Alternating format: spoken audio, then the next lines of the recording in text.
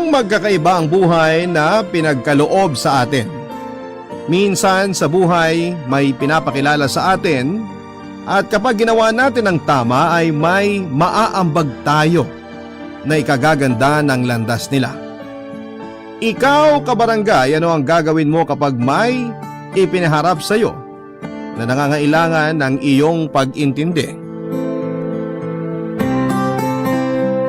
Dear Papa Dudut, isang maligayang araw para sa lahat ng mga tagapakinig ng inyong programang Barangay Love Stories. Gusto ko lamang sabihin na sobra ko pong nagustuhan ang mga ibinahagi ninyong kwento simula nang marinig ko ang tungkol sa programa ninyo. Hindi lang ako nalilibang, minsay may napupulot din akong aral. Araw-araw namin kayong sinusubaybayan ng asawa ko habang nag-aasikaso kami sa aming hardware store. Siya nga pala, ako si Benny. Mahigit 50 anyos na sa ngayon. Meron akong hardware shop malapit sa Abad Santos Avenue sa Tondo, Manila. Mahigit kumulang na 3 dekada ko na itong itinataguyod. At binabala ko nang ipamana ito sa 2 kong anak. Sa shop na umikot ang buhay ko, Papa Dudut. Kasama ang asawa ko, binuhay namin ang mga anak namin sa pamamagitan ng aming negosyo. Masasabi ko namang successful ang buhay, Papa Dudut. Napagtapos ko ang mga anak ko sa kolehiyo at stable ang negosyo namin. Desente ang aming pamamahay. Wala akong kaaway o inagrabyadong tao. Pero hindi ko ito lahat narating nang walang pinagdaanan. May mga araw talaga na naiisip ko noon na paano na lamang kapag hindi naging ganito ang buhay namin. Kaya araw-araw ay nagpapasalamat ako sa Panginoon na maayos ang kalagayan ng pamilya ko.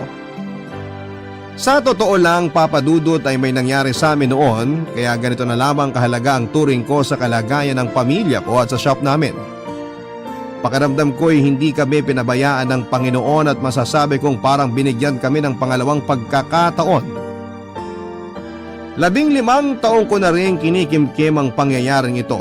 Naway makatulong ang pagbabahagi ko sa inyo para mapatawad ko ang sarili ko na nagawa ko sa nakaraan. Noong taong 2008, may naging regular customer ako sa hardware store namin, Papa Dudut. Bumisita siya sa shop namin at pinag-usapan namin ang tungkol sa isang taong hinding-hindi ko makakalimutan.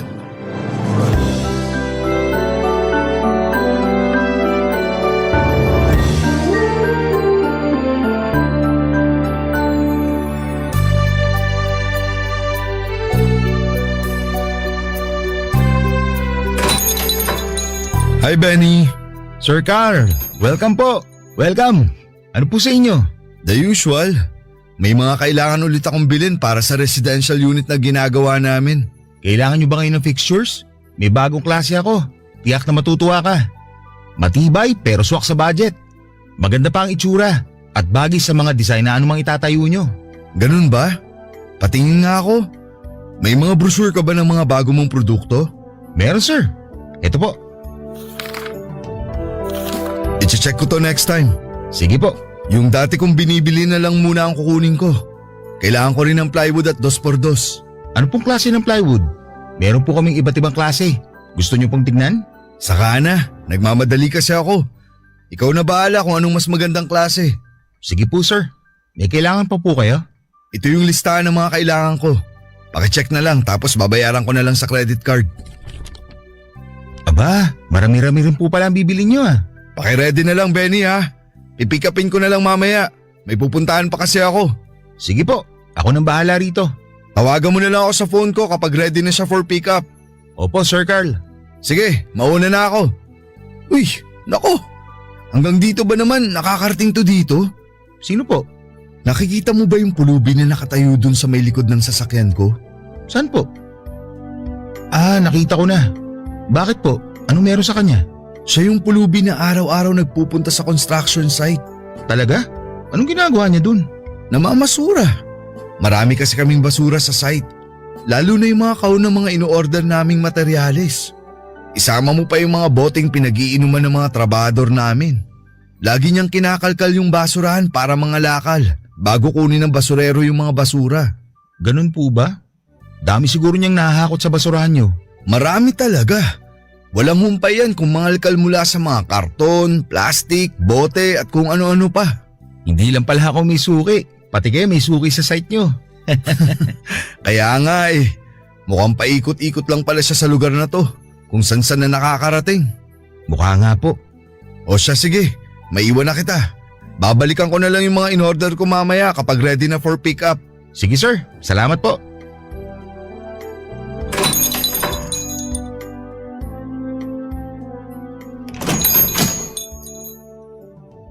Ano na naman kayang trip ng pulubing to? Mukhang sa harapan ng shop tatambay ah. Hoy! Huwag na tumambay dito! Ang baho mo!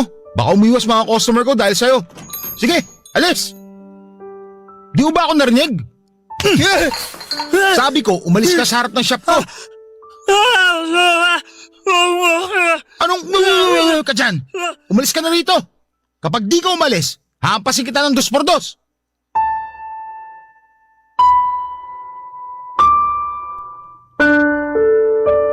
Noong panahong yon ay naging abala ako sa shop kaya panandali ang nawala sa isip ko ang pulubi.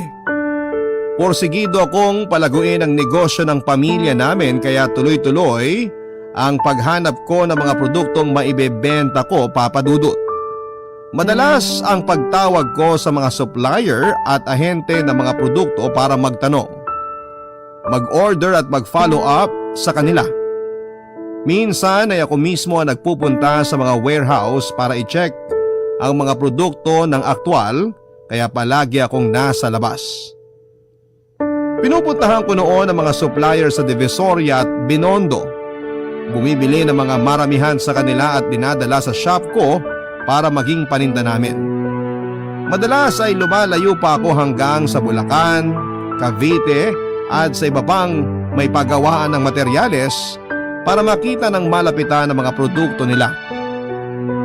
Matyaga kong hinahanap noon ang iba't ibang produktong maaari kong ibenta basta't may kinalaman sila sa construction. Pinipili ko ang mga produktong alam kong malakas bumenta at hanggat maaari ay mura pero di kalidad pa rin. Nalalapit na noon ang pagtungtong ng mga anak ko sa high school. Ang plano ko noong taong yon ay mapaaral sila sa pribadong paaralan. Yung prestihiyoso at maayos ang pagtuturo sa mga mag-aaral. Kung may maibibigay ako sa kanila bilang kanilang tatay, yon ay ang kanilang edukasyon para sa kanilang kinabukasan. Ito ang pananaw ko kaya ganito kalakas ang hangarin kong mapalaki ang negosyo. Sa isip ko ay kapag lumakas ang negosyo namin ay mapapaganda ko rin ang buhay ng pamilya ko, lalo na ng mga anak ko. Nag-isip ako noon ng mga pupwedeng gawin para mapalago ang hardware namin, Papa Dudut. Binala kong bumili ng dagdag na produkto para dumami ang aming inventory. Tuwing may malalaking desisyon ako ay nagsasabi ako sa aking asawa upang mapag-isipan ng masinsinan ang gagawin. Sa pag-uusap namin ng misis ko ay isang bagay ang nalaman ko sa kanya na kinagulat ko.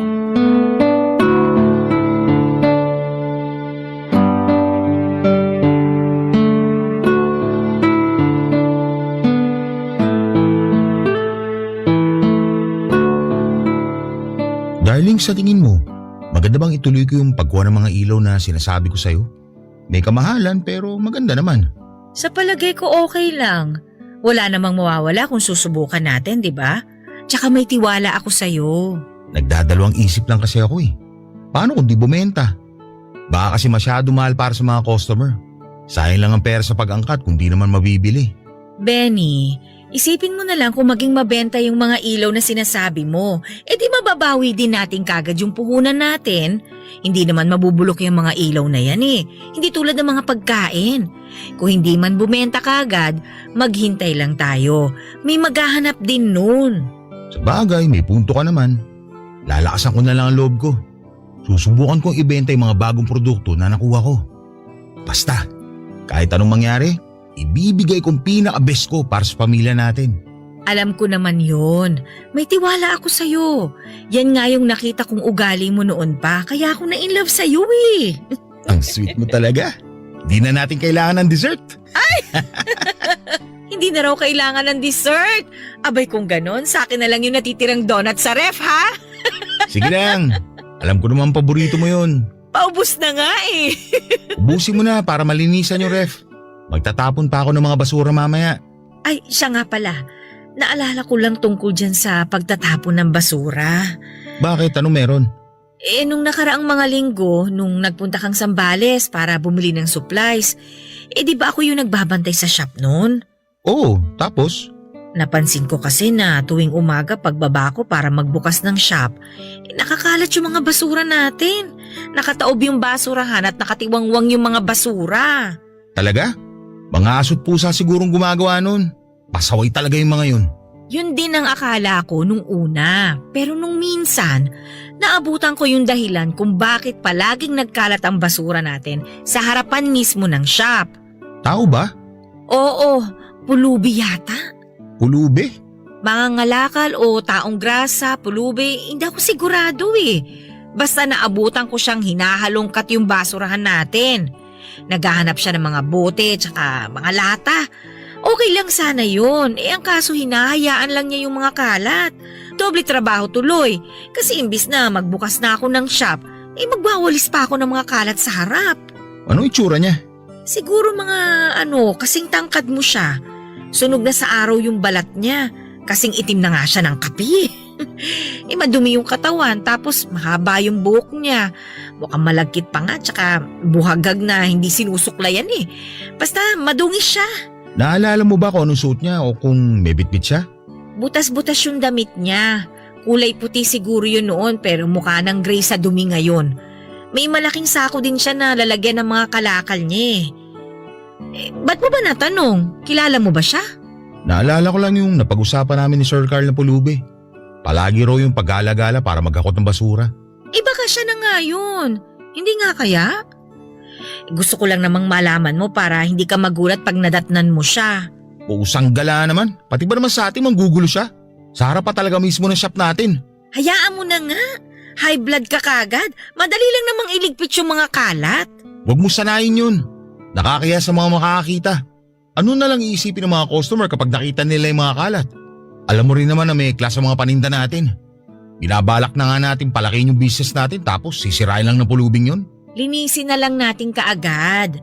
Ang sa akin lang naman, wala naman siyang ginagawang masama sa atin. Hindi lang niya siguro naiisip na nakakaabala sa ibang tao yung hindi niya pagliligpit ng mga kalat. Sa tingin ko, hindi naman niya sinasadyang makaperwisyo ng tao. Kapag nakita ko ulit yung mukha ko ngayon sa tapat natin, makakatikim talaga siya sa akin. Nakaramdam ako ng pagkairita nang malaman kong may isang pulubi ang nagkakalat sa harap ng shop namin. Nasa harap pa man din ng shop ang basurahan namin at hindi talaga kaaya-ayang makita ng mga customer kapag nakatiwangwang ang mga retaso ng kahoy at pera-perasong supot ng plastik sa daanan nila bago makapasok sa shop. Papadudot, nakakahiya kasi sa pakiramdam kapag makalat ang shop lalo na sa mga bigating kliyente tulad ni Sir Carl na may kaya at maraming binibili sa akin. Ayaw kong makita nilang mukhang tapunan ng basura ang shop namin. Sa isip ko ay hindi ko hahayaang magmukhang pipitsugin ang pinaghirapan kong negosyo. Napuno ako ng pagkayamot nang malaman kong paulit-ulit itong nangyayari. Sinabi ko sa sarili ko na kapag makita ko ulit ang pulubing ito na kinakalkal ang basurahan namin ay ipapakita ko sa kanya na hindi siya katanggap-tanggap sa lugar ko. Lingid sa kagustuhan ko ay dumating nga ang araw na mas malala pa ang tagpong nakita ko, Papa Dudut. Barangay Love Stories. Barangay Love Stories. Nasa iisang building lang ang shop at bahay namin. Tatlong palapag ang naturang building kung saan sa unang palapag ay makikita ang hardware store namin. Ang ikalawang palapag naman ang nagsisilbing bodega. Nasa harap naman ang shop namin ang parking para sa mga customers. May gripo rin sa gilid nito na maaaring gamitin ng mga customers na panlinis para sa kanilang sasakyan. Masaya ako sa kinatatayuan ng shop namin ngayon, Papa Dudut. Marami kaming mga regular customers na mula pa sa iba't ibang mga lugar. Simple, tahimik at masaya din ang buhay namin. Naging routine ko na noon ang magkape at kumain ng pandesal tuwing umaga bago magbukas ng shop. Pero dumating ang araw kung kailan ay bigla na lamang kaming ginulo ng isang tao. Isang araw habang nag-ready ako para buksan ang shop ay isang tao ang nadatnang kong mahimbing na natutulog sa harapan nito. Nakahiga siya sa nilatag niyang karton at isang sako ang nakataklob sa katawan niya. Nang lapitan ko ito ay agad na nag-init ang ulo ko nang makitang eto ang pulubi na nabanggit sa akin ni Sir Carl.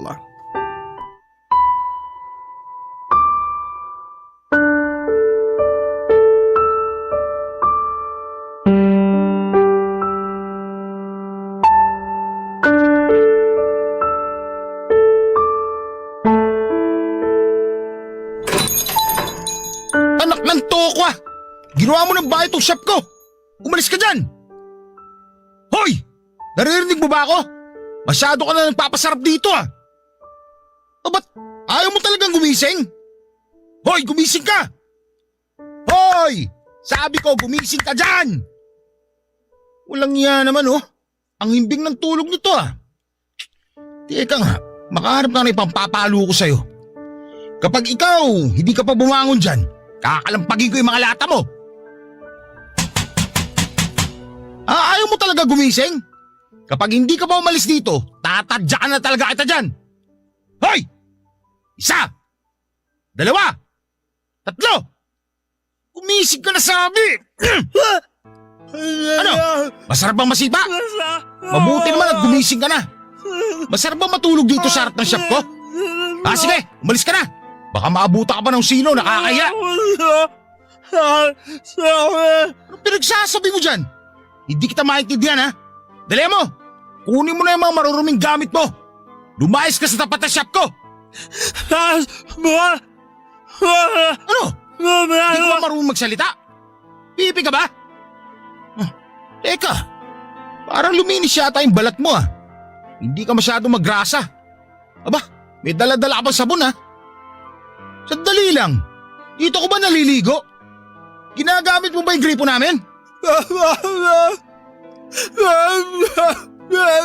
Ang kapal naman ng mukha mo para gamitin ang tubig ko na walang paalam. Alam mo ba sobrang mahal ng tubig ngayon ha? Ano, nagpapaawa ka pa sa akin?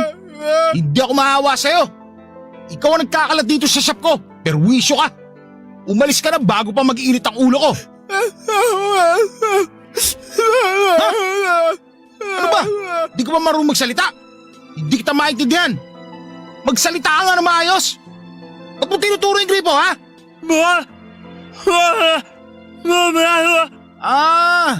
Gusto mo ng tubig? Humingi ka na maiinom. Maiinom pala gusto mo, ha? Sandali lang, huwag kang aalis dyan, ha? Sakto, nakakabit na yung hose sa gripo. O eto. O yan, tubig para sa'yo. Namnamin mo. Sana mapawi uhaw mo.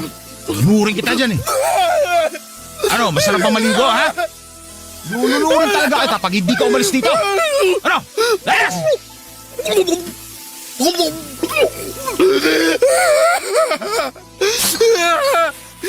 Sige, tumakbo ka! Isaw mo pati mga basura mo! Huwag ka nang babalik dito!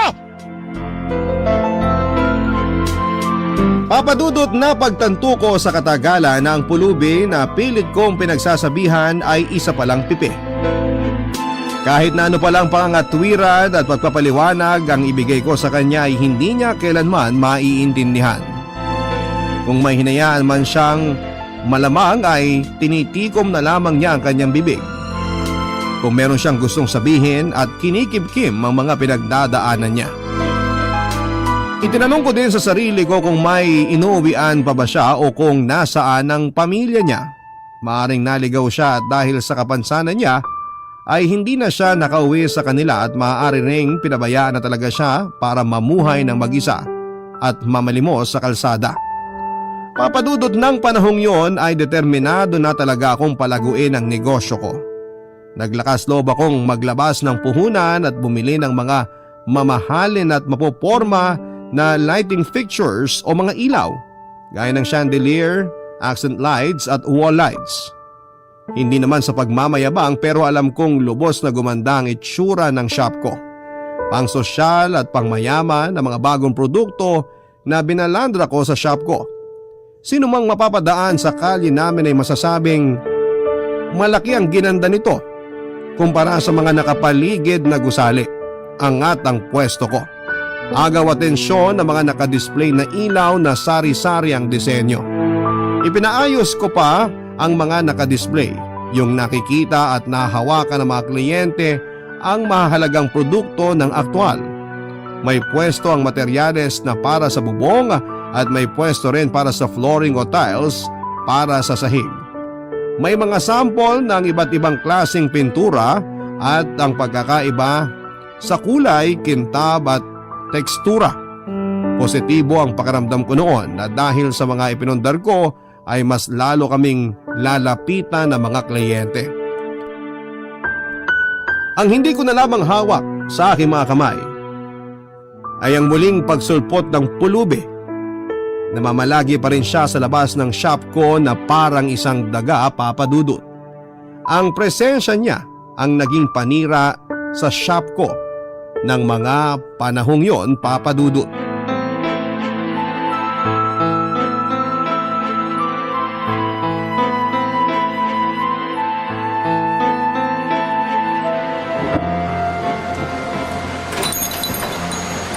Aba, dito na naman natutulog tong kumag na to.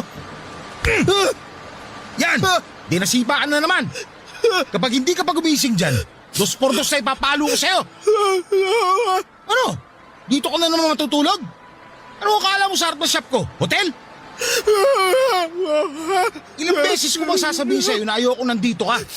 Kahit anong gawin mo, hindi ako papayag na pakalat-kalat ka rito sa harap ng shop ko. Iligpit mo na yung mga karton at sako mo at lumayas ka rito. Oh, ba't ganyan ka makatingin sa akin? Yan na naman yung mukha mo nagpapaawa eh. Hindi mo ako madadala dyan sa paawa effect mo. Alis na! Wala akong pakialam kahit na umuulan. Itatapo ko yung mga gamit mo sa putik. Yung bote mo ng inumin, yung sako mo, at kung anumang hinakot mo, itatapo ko yung lahat. Kung ayaw mo pang kumilos dyan, ako magdadala sa'yo palabas. Ayaw mo talagang kumilos, ha? Halika rito! Di ba sabi ko sa'yo itatapo ko sa putik mga gamit mo pag di ka umalis? Huwag mo akong hawakan! Ano ba ang baho mo? Umalis ka rito! Tumigil ka! Ang pangit mo umiyak! Wala akong pakialam kung mababad ka sa ulan. Maghanap ka na ibang matutuluyan mo kung may tatanggap sa'yo. Yan ba yung mga gamit mo? Ano ba't tinatayo-tayo mo dyan?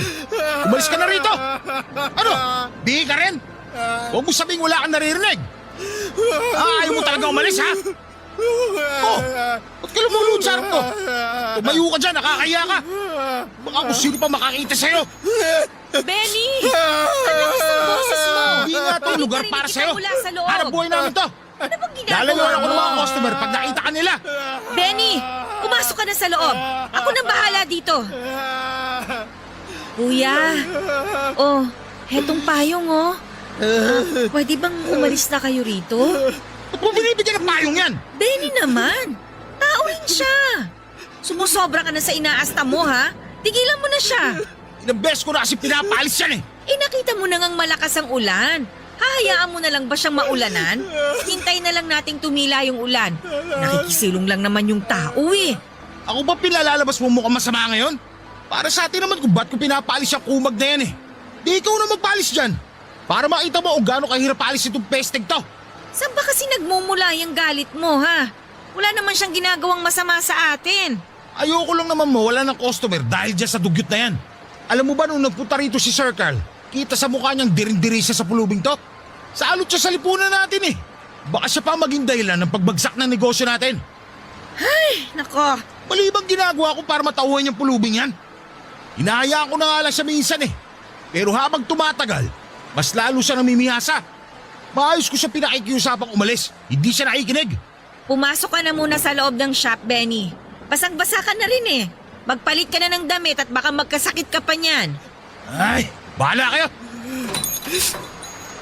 Magpatila ka na muna ng ulan, ha? Huwag mo nang pansinin yung asawa ko. Pagkatila ng ulan noong araw na binulyawan ko ang pulubi ay sinilip ko ang basurahan namin. Nabawasan na ito ng mga karton ngunit maayos nang nasa loob ng basurahan ang mga basura. Regular ko pang minanmanan ang basurahan namin upang linisin ito dahil nasanay akong kinakalat ito ng pulubi pero araw-araw ay inaabutan ko itong nasa maayos ng kondisyon. Nakaramdam ako ng kirot sa aking konsensya pagkatapos ng araw na yon na pinagalitan ko ang pulubi, Papa Dudut. Akala siguro ng mga tagapakinig ng inyong programa ay masama akong tao. May puso naman ako at hindi ko gustong nagpapaiyak ng iba. Kaya lang nang panahong yon ay nangingibabaw ang irita ko sa pulubi pati na ang kagustuhan kong magpasikat sa mga customers. Sa kabila ng paninigaw at pananakit ko sa pulubi ay nagpatuloy pa rin siya sa pagtulog sa harapan ng shop hanggang sa nakagawian na niya ito. Tuwing nakikita ko siya noon ay palagi ko siyang pinapalayas. Kapag gising na siya sa umaga ay natatanaw niya akong papalapit ay nagkukusa na siyang umalis para iwasan ako. May mga araw din na pagdating ko ng shop sa umaga ay wala na siya pero alam kong nanggaling siya doon dahil sa iniwan niyang karton. Palagi kong itinatapon ang kanyang higaan tuwing nakikita ko ito para ipahiwatig na ayaw ko siyang bumalik pa. Ang nasa isip ko noon ay nararapat ang ginagawa ko. Na ang ibang taong nasa kalagayan ko ay ganito rin malamang ang gagawin. Barangay Love Stories. Barangay Love Stories. Nasanay na ako noon na palaging nagliligpit ng kanyang hinihigaang karton. Hanggang sa dumating ang araw na natigil na lamang ang paglatag ng karton sa harap ng shop. Wala na akong higaang karton na nililigpit. Bakante nang muli ang puwang sa harapan. Lumuwag ang espasyo at wala nang sinumang nakatambay pa rito. Nung una'y natuwa pa ako, ang nasa isip ko ay sa wakas ay natapos ng kalbaryo ko. Kusa nang lumisan ang pulubi at hindi na sasakit ang ulo ko sa pagpapalaya sa kanya. Hindi ko na poproblemahin pa ang pagsulpot niya. Bumalik ang aking customer na si Carl para muling bumili ng materyales. Matapos ang aming transaksyon ay napatayo na lamang ang balahibo ko nang ikwento nito. Ang isang bagay na kinagulat ko ng labis, Papa Dudut.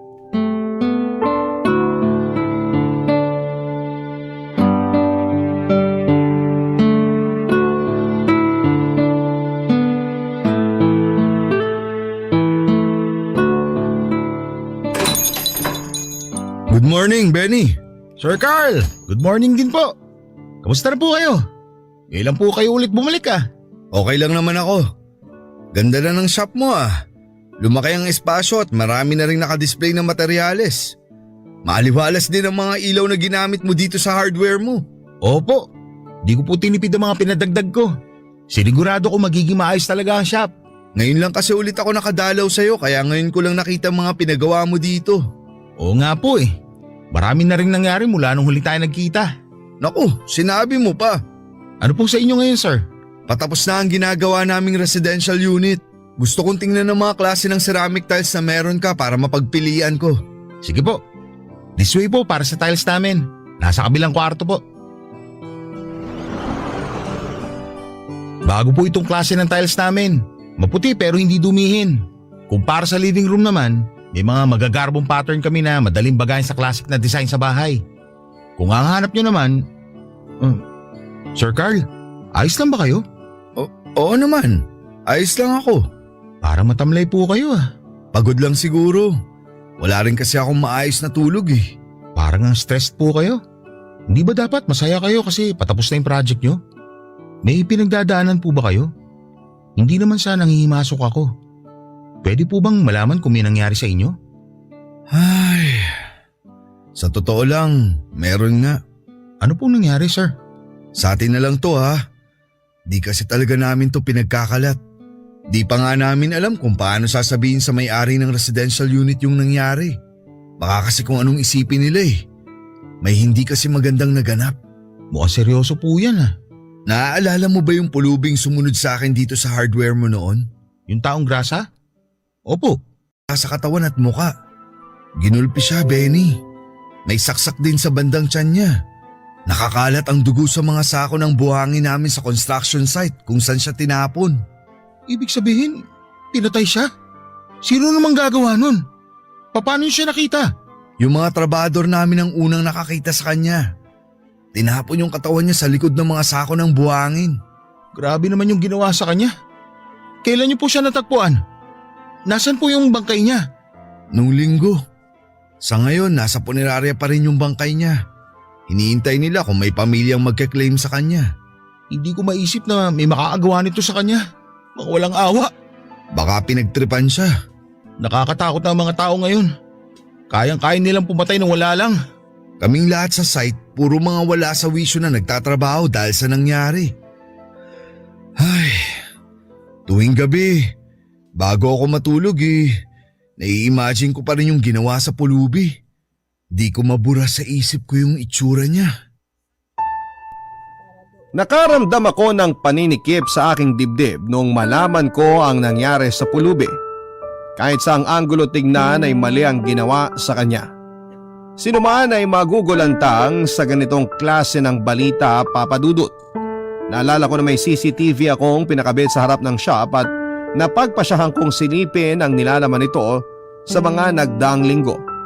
Matyaga kong pinasadahan ng bawat araw na nasa video.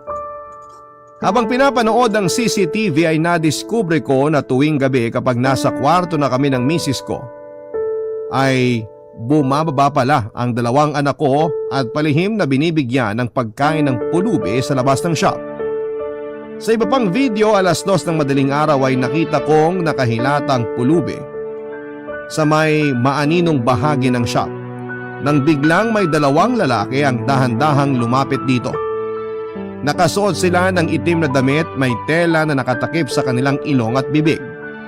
Mahirap maaninag ang kanilang mga mukha sa video. Ilang minuto rin na umaligid ang mga taong ito. Ang 4 na lalaki sa shop bago nila tinangkang pasukin ito. Hindi pa man nila nagagawa ang plano nila ay nagulat sila nang makita nila ang pulubi na lumapit sa kanila. Agad na kumuha ng nakakalat na 2x2 ang pulubi at akmang susunggaban ng mga lalaki. Nagsitakbuhan kaagad yung dalawa sa 4 na mga lalaki tapos ay mukhang papalagpasan na yung dalawa. Buti na lamang at hindi nila tuluyang pinatulan yung pulubi at nag-decide ng umalis at hindi na sila bumalik pa ng gabing yon. Pagkalipas ng ilang araw ay bumalik ulit yung 4 na lalaki at sa pagkakataong ito ay may dala na silang malaking sako. Makapal na lubid at patalim. Hinanap nila ang pulubi at agad siyang iginapos habang natutulog sa harap ng shop. Sinubukang manlaman ang pulubi pero nabusalan ang bibig nito, nakatali na ang mga kamay niya at pinagsusuntok siya hanggang sa siya'y hinimatay. Binalot sa sako ang katawan ng pulubi mula ulo hanggang bewang at binitbit siya papalayo ng shop. Sa sumunod na araw ay natagpuan na nga ang mga labi nito sa construction site ni Sir Carl. Lubos na nanghina ako sa pinanood ko, Papa Dudut. Nanginginig ang mga tuhod ko at nanlalamig ang mga palad ko habang pinagmamasdan ko ang CCTV footage ng pulubi at kung paano niya binantayan ang shop ko mula sa mga kawatan. Nakaramdam ako ng paghanga sa katapangan ng pulubi. Naantig ang puso ko sa ipinakita niyang malasakit para sa pamilya ko. Nang araw ding yon ay bumalik ako sa silid naming mag-asawa at ikinuwento ko sa misis ko ang mga nangyari sa pulubi. Hindi ko napigilan ang bugso ng damdamin ko habang sinasalaysay ang ginawa ng pulube para sa amin.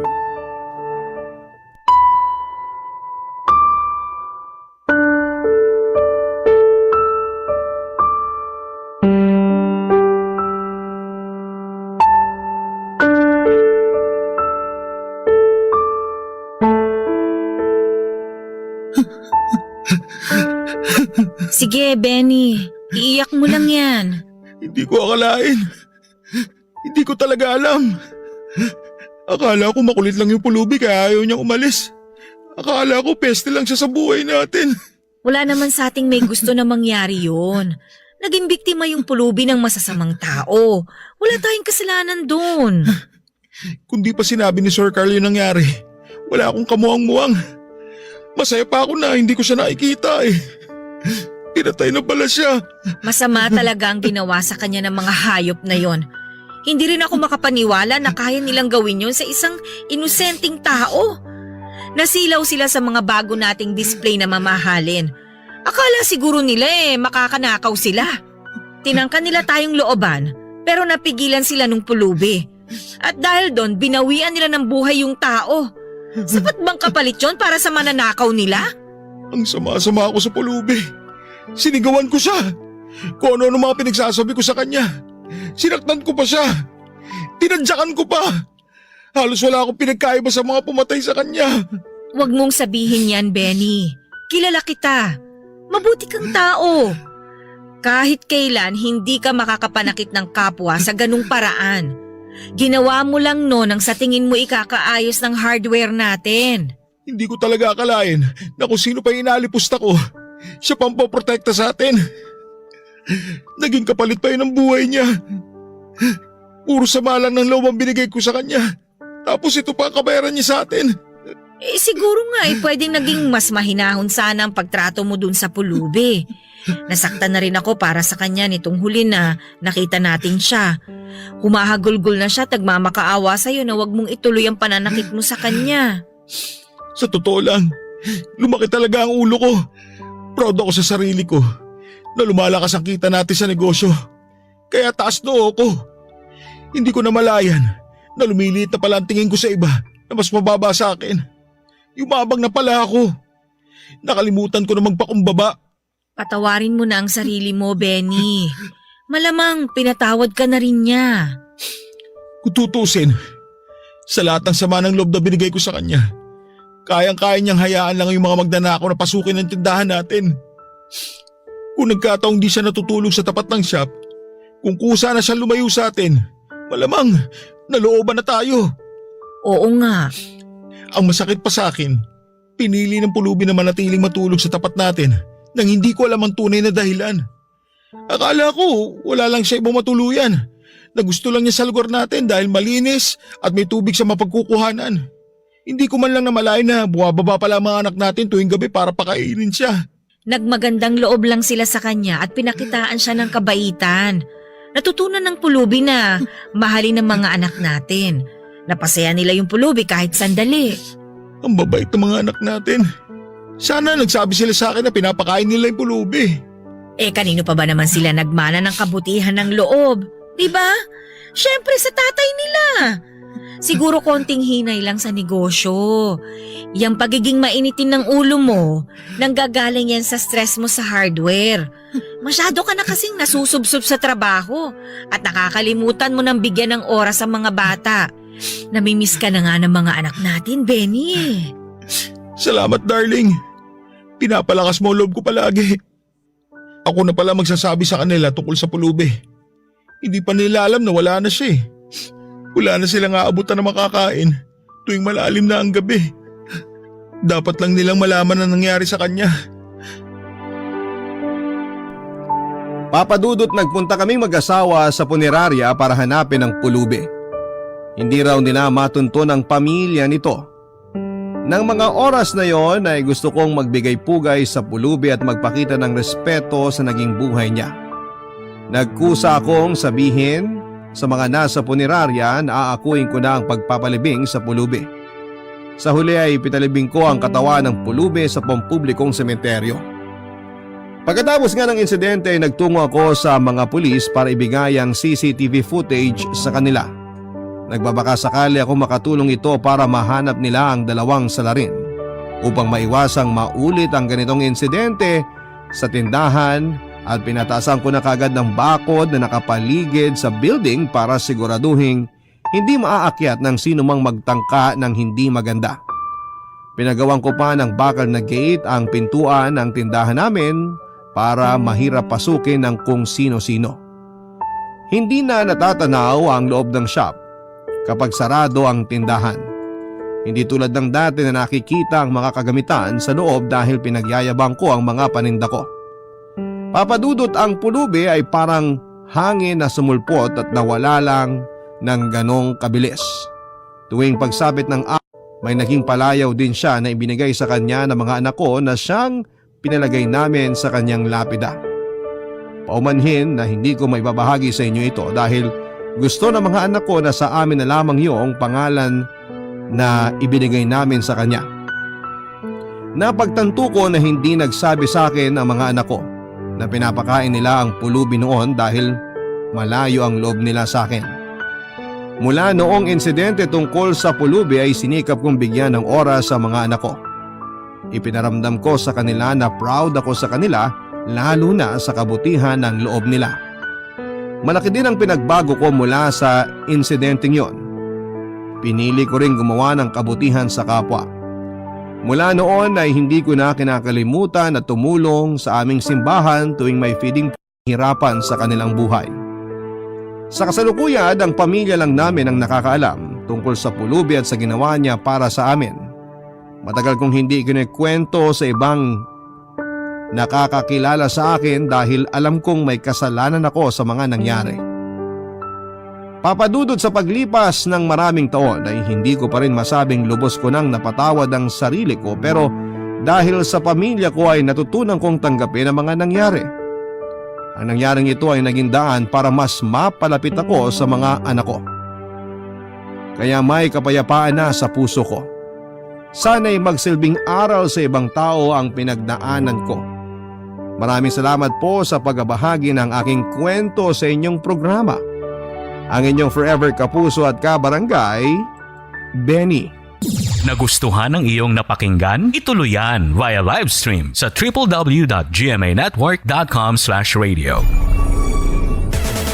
Barangay LS 97.1 Forever!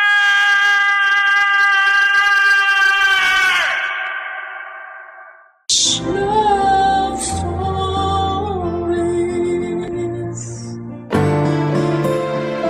May mga tao na kinakasabikan tayong makitang muli. Gaano man katagal o kaiksi ang panahon na nagkahiwalay. Subalit may mga tao na nanaisin mo nang hindi na namang makita kahit na sobrang tagal nyo nang hindi nagkasama. Ikaw, kabarangay, sino ang taong gusto mo at ayaw mo nang makita? Dear Papa Dudut, kumusta po kayo at ang mga tagapakinig ng Barangay Love Stories? Nais ko pong ibahagi ang kwento ko at sana ay kapulutan din po ng aral. Ako po si Milet, 39 years old na sa kasalukuyan at nangyari ang kwento ko noong 25 years old pa lamang ako. 14 na taon nang nakakalipas. Matagal na po ang kwento ko pero gusto ko rin po sanang maibahagi.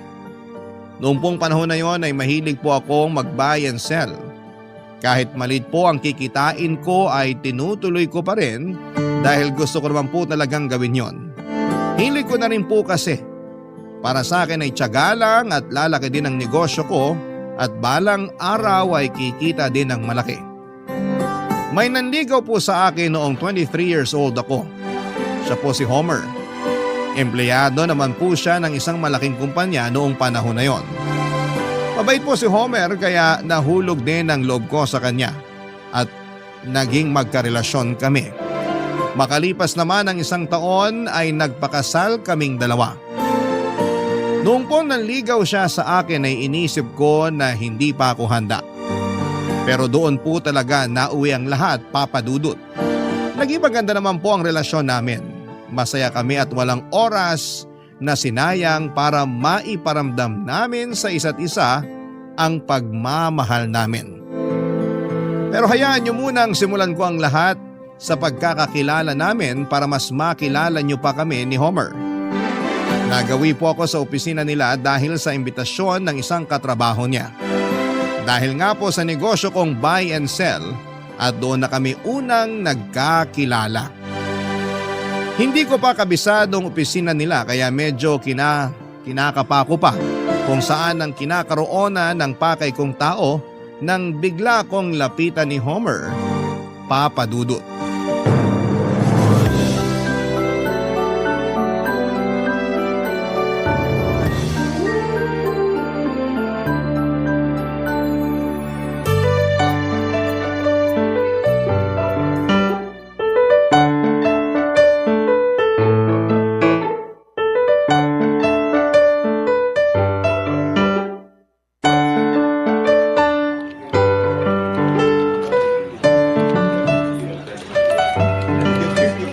Hello, Ha? I mean, hi. may maipaglilingkod ba ako sa'yo? Ha? Bakit parang gulat na gulat ka? Kasi naman sa bihis mo parang ikaw ang may-ari nitong kumpanya kaya nakakahiyang sa'yo ako magtanong. Bakit naman nakakahiya? Ibig mong sabihin, ikaw nga ang may-ari nitong kumpanya? Hindi. Ikaw niloloko mo ko. Hindi ah. Hindi kita lolokohin. Seryoso ako sa'yo. Okay.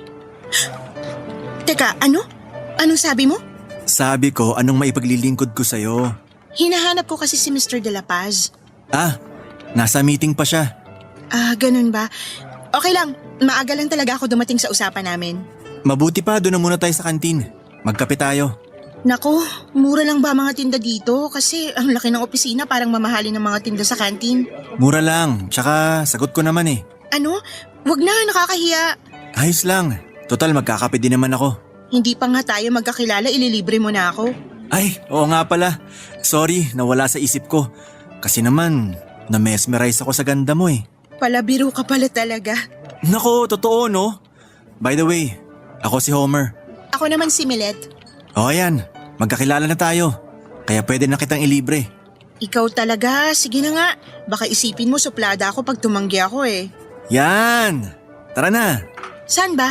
Dito, tara. Ang laki nitong opisina, no? Oo, nung bago nga ako dito, naliligaw pa ako eh. Ilang taon ka na dito? 5 taon na. Intern lang ako dati tapos inabsorb na ako ng opisina. Nako, magaling ka siguro. Sakto lang. Humble ka pa.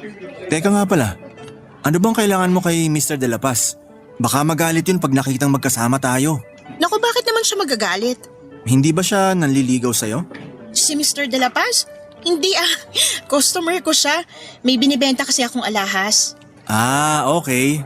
Good. Bakit? Tsaka na, baka isipin mo hambog ako eh. Bakit naman? Kasi kung sasabihin ko na crush kita, baka mahambugan ka sa akin.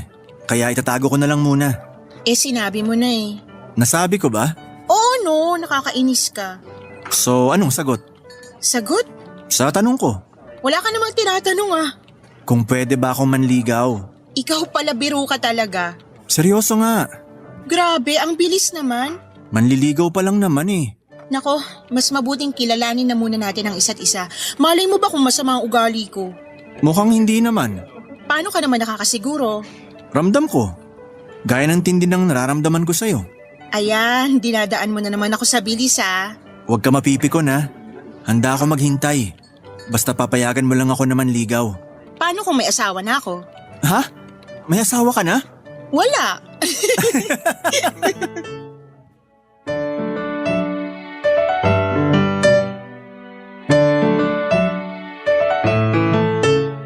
Papadudot nakipagkwentuhan lamang ako kay Homer noong araw na yon kasi nakakahiya naman na hindi ko siya pansinin o iwasan ko siya dahil wala naman siyang ginagawa sa akin. Makulit si Homer pero hindi yung kulit na nakakaasar. Palabiro siya kaya ako naman na mababaw ang tawa ay walang pinalampas sa mga jokes niya. May paraan si Homer kung paano niya makukuha ang sagot sa mga tanong niya. Ewan nga kung magaling ba talaga siya o mahina lamang ako, kaya kada tanong niya ay sinasagot ko na kaagad. Hindi doon natapos sa mga usapan namin ni Homer, Papa Dudut, dahil tinanong niya kaagad kung pwede daw ba siyang dumalaw sa amin. Ako naman kahit nagdadalawang isip ay napa-oo. Sa kanya tinanong kung saan ako nakatira.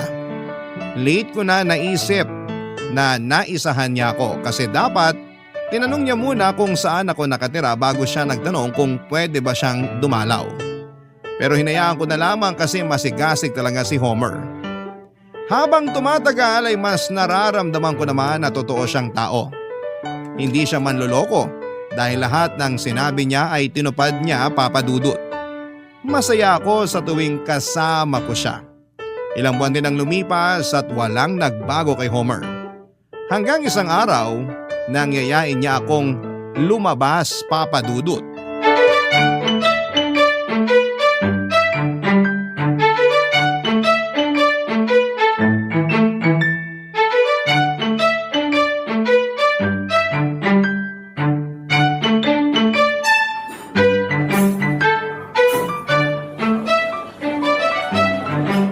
Kain ka lang ha. Sobra ka na. Ha? Bakit? Kasi pinapataba mo na yata ako eh. Hindi ka naman tabain. Kasi sa tagal na nating lumalabas, hindi ka naman nagbabago. Talaga ba? Oo, parang ako. Hindi magbabago. Ayan ka na naman sa mga pagka-cheesy mo ha. Totoo naman ang sinasabi ko eh. Oo na nga. Hindi ka ba naniniwala sa akin? Uy, wag kang ganyan. Mabuti na yung sigurado. Kasi baka iniisip mo pala, niloloko lang kita. Grabe ka, hindi naman. Ibig sabihin naniniwala ka sa akin? Ha? Oo. Ano? Oo. Hindi kita madinig. Nakakainis ka, oo nga. Uy, napipikon. Hindi kaya ako pikon. Hindi nga. Hindi nga. We. Nakakapikon ka naman eh. Okay, Tam. Napipikon ka sa akin eh. Ngayon lang. Sorry na. Uy, hindi ako galit ah. Ewan kahit makulit ka, hindi ako nagagalit sa'yo. Bakit? Ewan ko nga. Imposible. Anong imposible? Imposibleng hindi mo alam. Ang alin? Kung bakit hindi ka naiinis sa akin. Nagugulahan na ako sa pinag-uusapan natin. Sorry. Sana huwag ka magagalit sa akin. Hindi mabait ka naman eh. Uy, salamat. Uy, baka lumaki ang ulo mo ah. Siyempre, basta galing sa'yo, alam kong totoo. Nako, parang alam ko nang idudugtong mo dyan. Ano? Na kasing totoo ka ng pagmamahal mo sa akin. Predictable na ba ako? Hindi naman, may pattern lang. Ha? Hindi tayo matutunawan sa pagkain ito eh. Sinasabayan kasi natin ng tawa. Oo nga. Sige, kain ka pa. May gusto ka pa bang iba? Ayan ka na naman eh. Sapat na tong in-order mo. Sapat na din na makita lang kita. Sabi ko na nga ba eh. Pero seryoso, matagal na din naman tayong lumalabas. Nag-uusap. Matagal na ako naliligaw. Kailan mo ba ako sasagutin? Ha? Alam mo naman na seryoso ako sa'yo. Alam mo na din kung gaano kita kamahal. Sana sagutin mo na ako. Pero, Pero ano? kasi, Ano? Anong ano? Oo. Anong oo? Oo na nga. Ano? Talaga? Sinasagot mo na ako?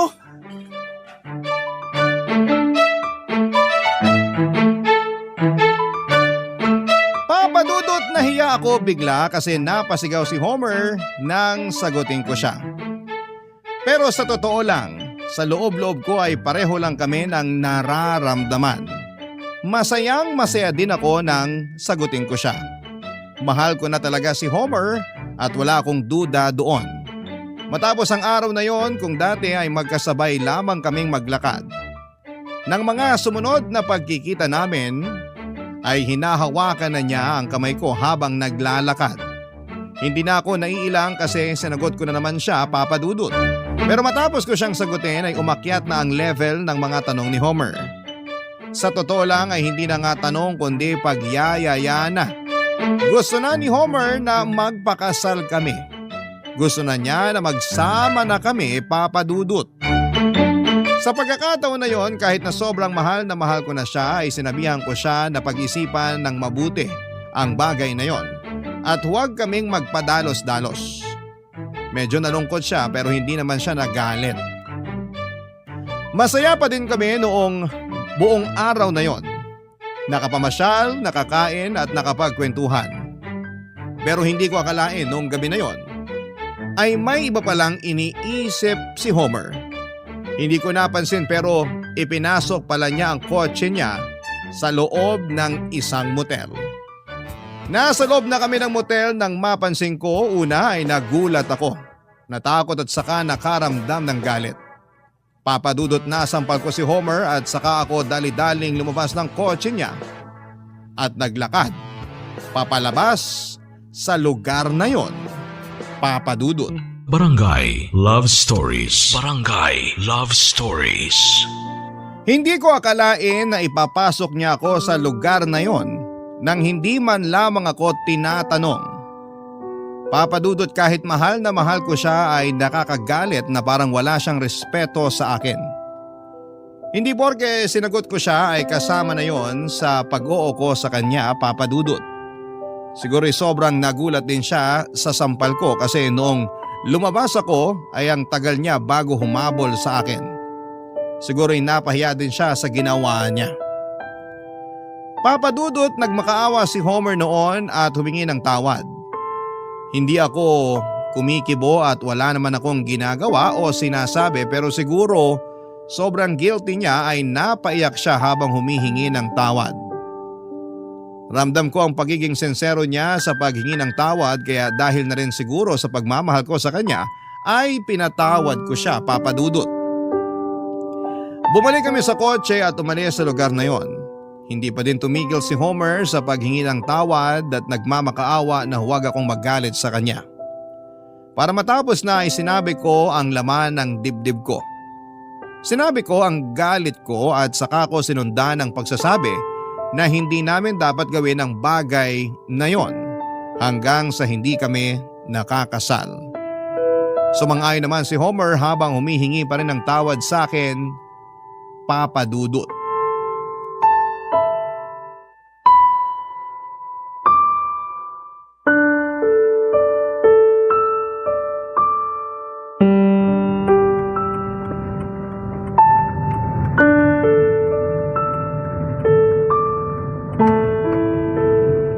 Sorry Milet, patawarin mo ako.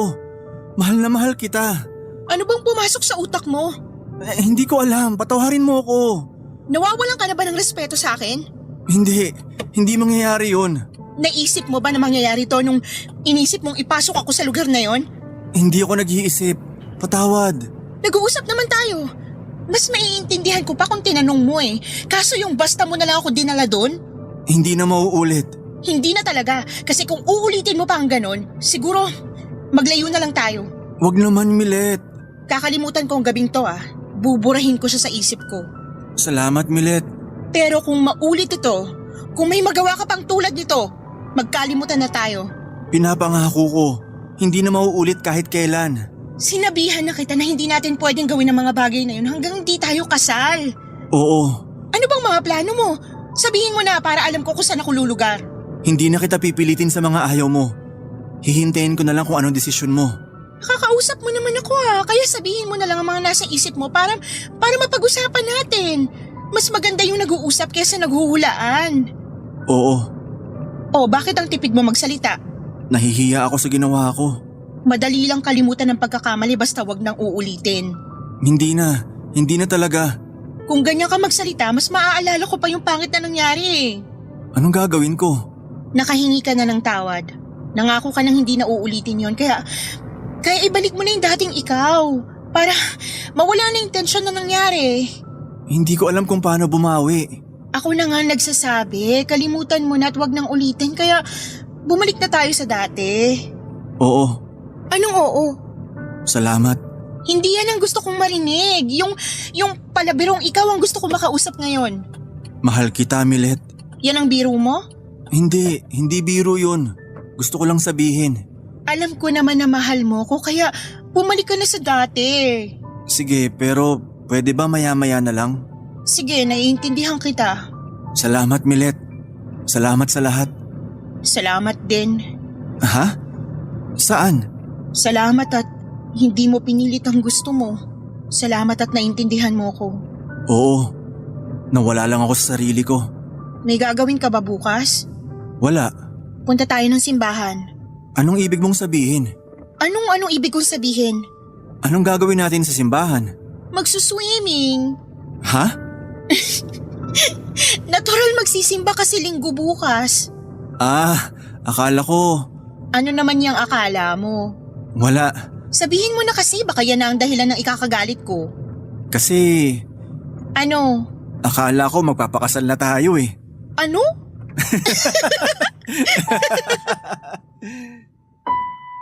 Papadudot mabuti na din at nangyari ang mga nangyari dahil simula noon ay mas lalong naging marespeto si Homer. Iniwasan niyang sumama ang loob ko. Hindi naman sa pabor lahat sa akin ang mga ginagawa niya pero ibinabalik ko din naman lahat ng pagmamahal niya. Iniiwasan namin ang magkatampuhan. Pag may napansin ang bawat isa ay itinatama agad namin. Naging mas suwabe ang relasyon namin. Dahil bukod sa pagmamahalan ay sobra na ang naging respeto namin sa isa't isa, Papa Dudut. Matapos ang pangit na gabing yon ay parang nagumpisang muli si Homer sa panliligaw at parang kinukuha niya muli ang loob ko para mahalin ko siya ng gaya ng dati. Sa totoo lang ay hindi naman nawala ang pagmamahal ko sa kanya. Ayaw ko lang uli kasi na masyado niyang maging kampante kaya may mga restrictions pa din ako sa kanya, Papa Dudut. Minsan nga ay masyado ng OA ang pagiging marespeto ni Homer kaya sinasabihan ko siya na maging totoo lang kami sa isa't isa. Kaya masasabi ko na mas lalong tumibay ang pagmamahal namin sa isa't isa.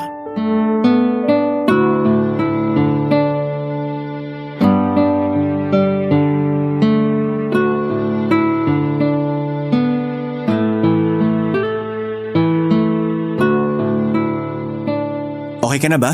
Oo, Tara na. tara.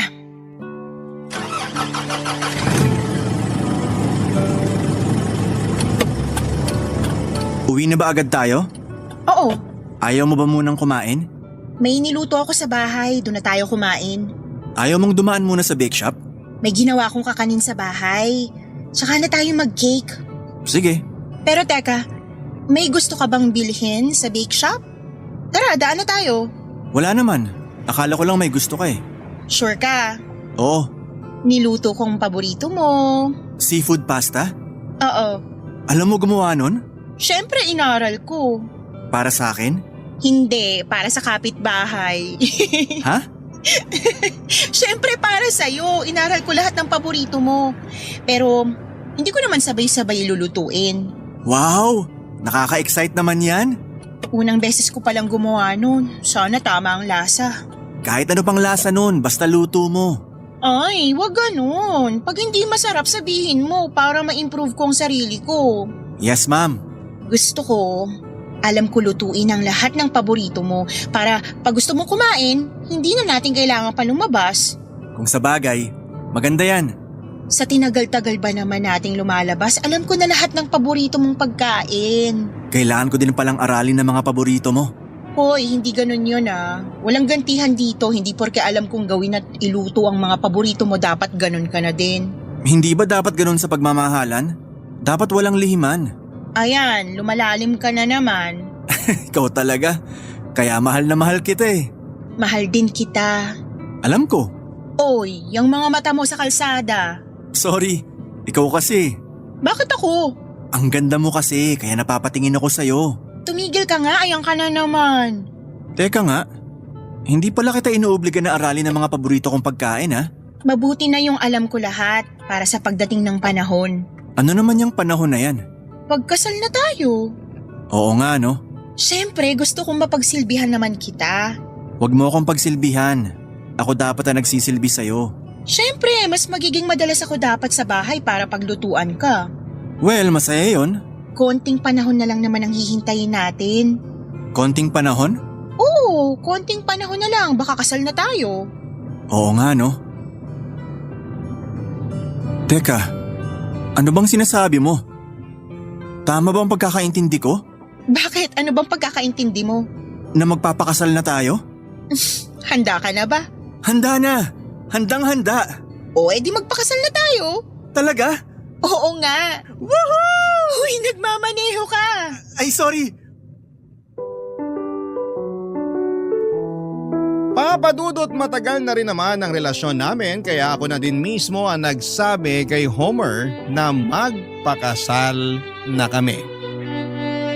Total sa nararamdaman namin na pagmamahal sa isa't isa ay doon din naman papunta yon, Papadudot. Isa pa ay nasa tamang edad na rin kami pareho at maayos naman ang kabuhayan namin.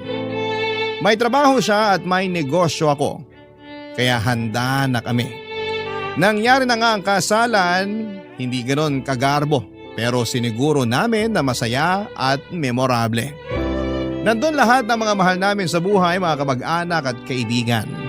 Lahat sila ay masaya para sa amin at kami naman ni Homer ay walang paglagyan. Ang saya sa nangyayaring yon. Saan pa ba naman mauuwi ang lahat pagkatapos ng kasal kundi sa naudlot na kagustuhan ni Homer noon. Diretso kami sa honeymoon pagkatapos ng reception.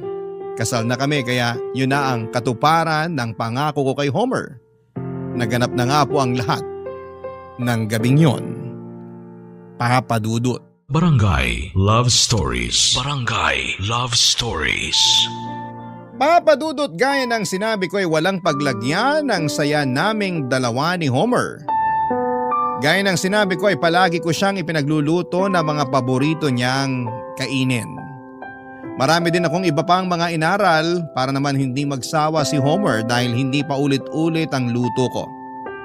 Kung nung unang niyaya ako ni Homer sa motel noon ay muntik na kaming magkasira. Sa mga sumunod na pagkakataon ng pagyayaya niya ay napagbibigyan ko na siya, Papadudot.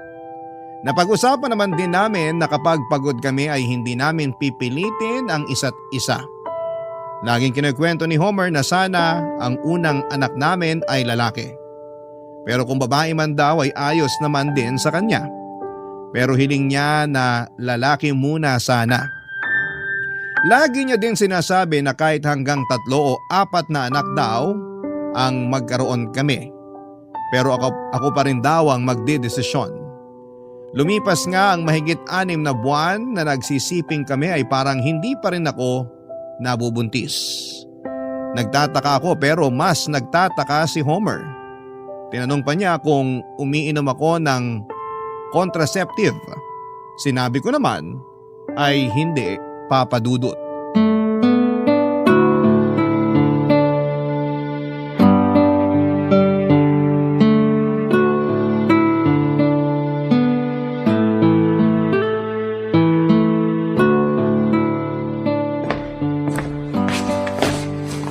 Milet, mag-usap nga tayo. Tungkol saan? Tinatanong mo pa. Sandali, Homer. Galit ka ba? Hindi ko alam, sabihin mo sa akin. Hindi kita maintindihan. Anong hindi mo maintindihan? Teka nga, ang gulo ng usapan na to. Tungkol saan ba to?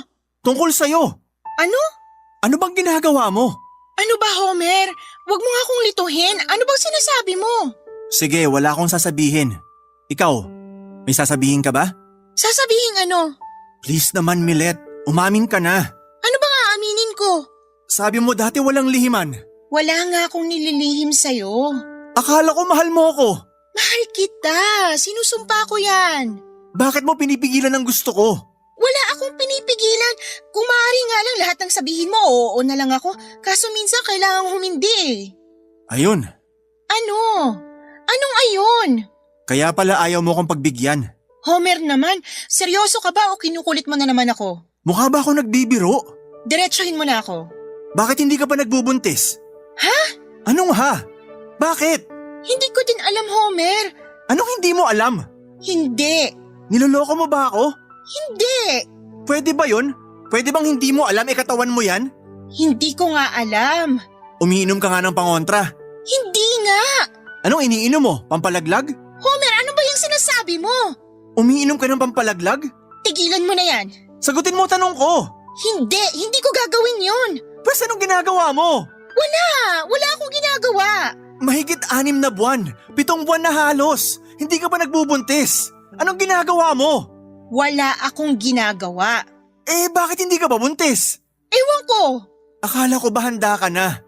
Ayaw mo pa bang magbuntis? Sinabi ko naman sa'yo na handa na ako Gusto mo nang magbuntis, pero ayaw mo pang magkaanak? Sinabi ko na sa'yo ang sagot dyan. Napag-usapan na natin yan. Ulitin mong sinabi mo. Ano ba to, Homer? Gusto kong madinig sa'yo ang sinabi mo. Gusto ko na din magkaanak. Yun pala bakit mo kinukontra? Ano bang nangyayari sa'yo? Wala nga akong ginagawa.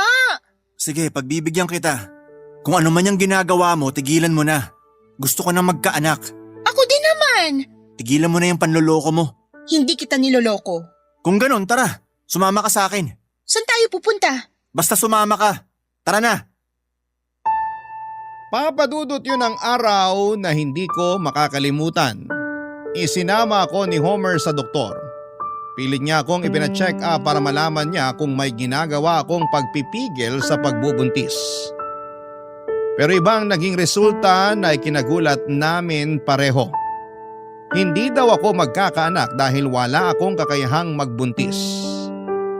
Hindi ko po niloko si Homer dahil hindi ko din po alam na may ganon pala akong kondisyon. Kitang-kita sa mukha ni Homer ang pagkabigo. Para siyang pinagsakluman ng langit at lupa sa mga narinig niya. Kung masakit sa kanya, hindi man lang niya naisip na mas masakit sa akin yon. Papadudot, imbes na damayan niya ako ay nakipaghiwalay siya sa akin nung mismong araw na yon. Munti ko ding hindi nakayanin ang pagdating ng dalawang mabigat na pangyayari sa buhay ko. Ang malaman kong hindi ako magkakaanak at ang iwanan pa ako ng kaisa-isang lalaki na minahal ko ng sobra. Lumayo si Homer at hindi ko alam kung saan siya nagpunta. Hindi na niya ako pinakinggan. Nawala na kami ng komunikasyon. Sa hindi inaasahang pagkakataon makalipas ang mahigit 10 taon, ay nakasalubong ko si Homer, Papadudot.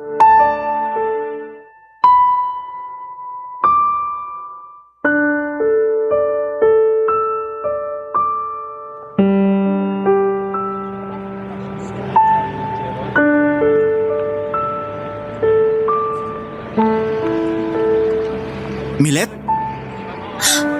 Homer, ikaw ba yan? Ako nga. Ang laki ng pinagbago mo Nagpatubo ako ng balbas Bagay sa'yo. Salamat.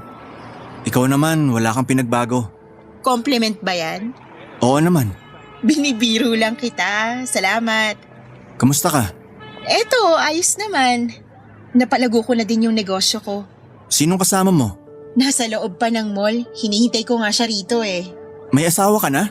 Ikaw talaga, nagpapatawa ka. Seryoso ang tanong ko. Paano kung magkakaasawa kasal pa tayo? Oo nga. Karelasyon? Nako, kahit wala na tayo, takot pa din ako sa demanda, no? Demanda? Malay ko ba, demanda mo ako ng pagsama sa ibang lalaki. Biro lang. Kung ganon, sino yung hinihintay mo? Hindi ko siya asawa o karelasyon. 10 taon lang siya, no? Pasensya ka na sa tanong ko Ano ba? Ayos lang yun. Ikaw, may nakarelasyon ka ba? Ha? Anong ha? Huwag mong sabihin na offend ka sa tanong ko. Kasi kanina nung tinanong mo ako, sinagot ko ng diretsyo. Hindi naman. So wala din. Meron. O nasan siya? Wala. Nasa ibang bansa. Okay. May anak na kayo? Oo. 2. Masaya ako para sa'yo. Salamat. Saan ka pupunta ngayon? May bibilhin lang sa loob. Naku, nakakaabala na yata ako sa'yo. Hindi. Matagal din na di tayo nagkita. Masaya akong nakita uli kita. Ikaw talaga? Ikaw ang nang iwan. Ako, nandito lang naman ako. Hoy! Bakit ka malungkot? Biro lang yung sinabi ko Walang sarcasm doon. Galit ka pa ba sa akin? Nagalit ako, oo. Pero kung galit pa ba ako? Di na? Matagal na. Salamat. Patawarin mo ako sa nagawa ko dati. Hindi kita masisisi, pero sana naintindihan mo na din na hindi kita niloko. Hindi ko din alam ang kalagayan ko nun Naiintindihan ko na. Kaya, wag ka nang malungkot dyan. Bilib ako sa'yo. Bakit naman? Nakuha mong patawarin ako kahit sobrang masakit ang ginawa ko sa'yo. Oh, ayan ka na naman. Babalik na naman tayo dyan. Kalimutan na nga natin yun. Salamat ulit. At paulit-ulit akong humihingi ng tawad. Okay na, move on na tayo. Teka, saan ka pala nanirahan nung umalis ka? Una sa probinsya ako nagpunta. Tapos ng ibang bansa ako. Doon ko nakilala si Ofelia. Siya yung nakarelasyon mo? Oo. Makalipas ang 6 na buwan, bumalik na ako dito. Nagsama na kami ni Ofelia. Ang galing mong magtago Nandito ka lang pala pero hindi ka nakita ng kahit sino. Naiinggit nga ako sa'yo eh. Bakit naman? Kahit masakit ang ginawa ko sa'yo, napatawad mo ako. At masaya ka na ngayon. Kalimutan na natin yun. Matagal na yon. At isa pa, masaya ka na din naman sa buhay mo ngayon. Sana. Ano? Papa Dudut, may malaking lungkot pala sa puso niya si Homer. Kaya pala nasa ibang bansa ang nakarelasyon niya ay iniwan siya. Isinama nito ang 2 nilang anak at hanggang sa oras na yon ay hindi niya pa din alam kung nasaan sila. Nagtago ang babae kasama ang mga anak nila at hindi niya din alam ang dahilan ng pang-iiwan nito. Pero ang balita niya ay sumama daw ito sa dating karelasyon. Kung gaano ako kagaan noong nagkwekwentuhan kami ay bigla akong nalungkot ng sobra sa mga nadinig ko. Nakakaawa din ang sinapit ni Homer, Papa Dudut. Habang nakikiramay ako sa kanya, ay may biglang tumawag sa akin ang mama. Siya ang batang sinasabi ko na hinihintay ko. Papa Dudut, makalipas ang 1 taon matapos kaming nagkahiwalay ni Homer ay nag-ampon ako ng 6 na buwan na sanggol at siya nga ang batang lalaki na tumatawag sa akin ng mama. Nagulat pa si Homer kasi imposible nga naman na magkaanak ako, pero ikinuwento ko sa kanya ang lahat. Na nag-ampon ako at sinabi ko din na alam na ng bata ang sitwasyon niya. Dahil para sa akin ay mas magandang walang nililihim sa bata. Pero hindi naman nagbago ang lahat. Kahit na inampung ko lamang siya ay para niya akong tunay na ina. Nakita ko ang paghanga sa akin ni Homer sa mga nadinig niyang kwento. Pero isang tanong ang ikinagulat ko at hindi ko inaasahan. Tinanong niya kung pwede daw ba kaming magkabalikan. Hindi ko alam ang sasabihin noong una pero mas maganda talaga ang maging diretsyo at totoo. Hindi ko na po tinanggap ang pakikipagbalikan ni Homer kasi masaya na po ako sa buhay ko kasama ang anak ko. Sinabi ko na lang po na lagi ko siyang isasama sa dasal ko na maging masaya na rin siya at makita na rin niyang muli ang mga anak niya. Maraming salamat po sa pagbasa ng kwento ko, Papa Dudut. Sana po ay may napulot na aral ang inyong mga tagapakinig. Salamat sa Barangay LS 97.1 sa pagbibigay daan sa aking nakaraan na maitampo sa nangungunang Barangay Love Stories. Ang inyong forever na kapuso at kabarangay, Milet. Nagustuhan ng iyong napakinggan? Ituloy yan via live stream sa www.gmanetwork.com/radio.